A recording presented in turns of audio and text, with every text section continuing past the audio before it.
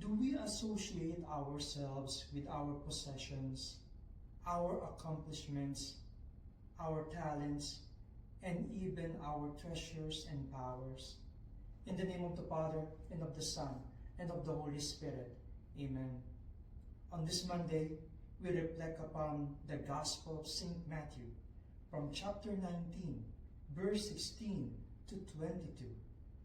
Jesus encountered a young man who also wishes to be good, but was frustrated by Jesus when Jesus challenges him not to associate himself with fleeting treasures because he is rich, but rather to be associated with him, to be identified as one of his disciples.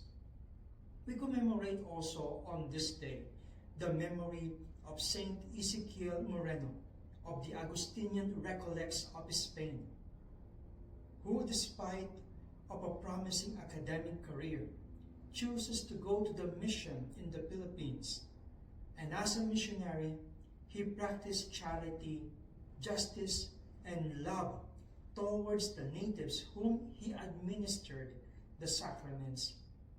Using his intelligence, he championed the cause of the natives against the oppressive colonial government of those times, and sometimes even that of religious and ecclesiastical authorities.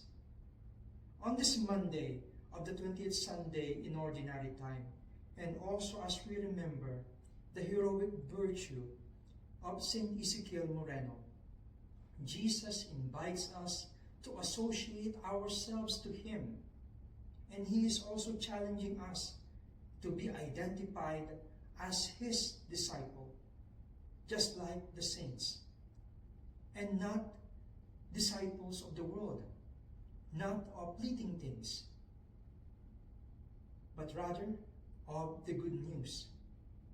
In the name of the Father, and of the Son, and of the Holy Spirit. Amen.